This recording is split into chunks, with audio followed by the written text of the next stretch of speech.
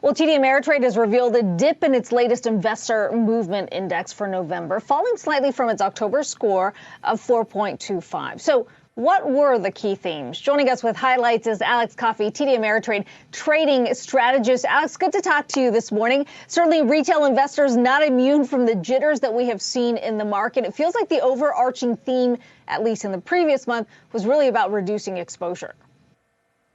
No doubt about it. First off, thanks for having me and covering this behavioral index, which takes a look at what Main Street investors are actually doing with their positions. But I think you highlighted it well. We saw another month of declining exposure and net selling of equities. This is now a 3-month trend of decreasing exposure to risk assets, as well as a 2-month trend of net selling of equity positions.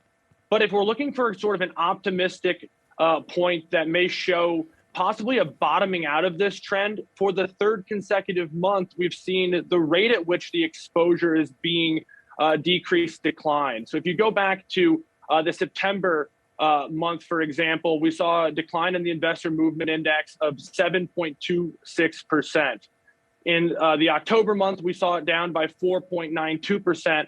And looking at the total TD Ameritrade client population investor movement index for this last November period, the decline was 1.88%. So while it still continues to show a decline in exposure to risk assets, it is a moderating decline, maybe possibly showing that we could see a trend shift here in the next couple months.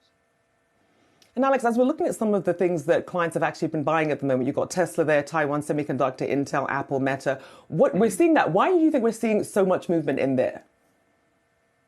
Yeah, that's a great question. One thing that I think is important to note throughout the year of 2022, all investors have had to adapt. It's a different market environment that we saw in 2021, and retail investors, just like their professional counterparts, adapt to those market situations.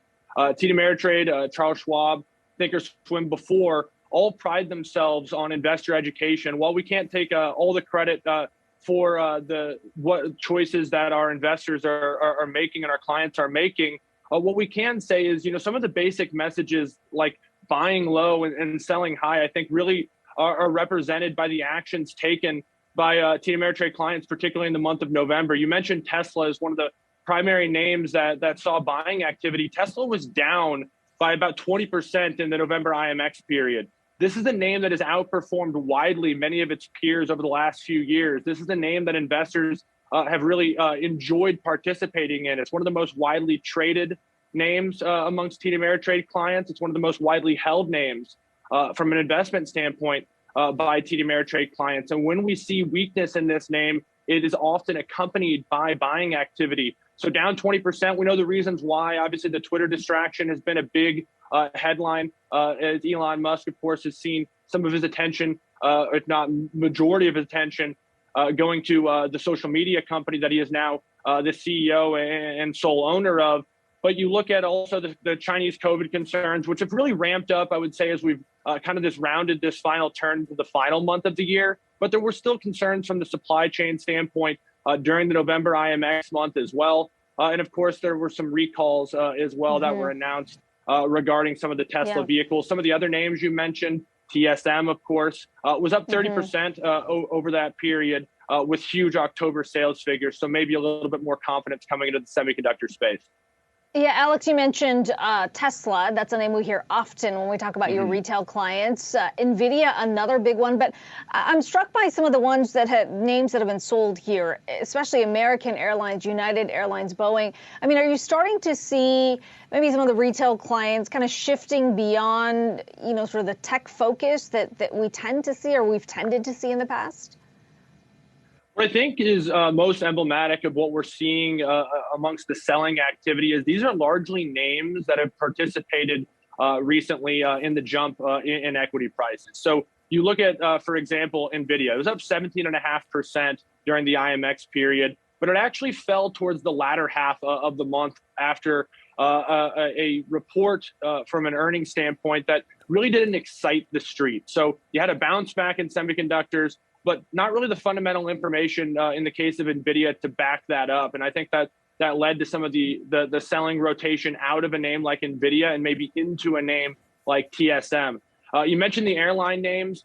as we round this turn and we kind of watch the baton being passed from, let's say, inflation fears to now more economic fears in terms of going into 2023, names that are tied to discretionary spending, like travel names in the case of United, in the case of American, are also going to be a little bit more concerning, I think, from an investment standpoint. And I think TD Ameritrade clients rotating out of that reflects that. Also, of course, in the case of American Airlines, highly indebted name.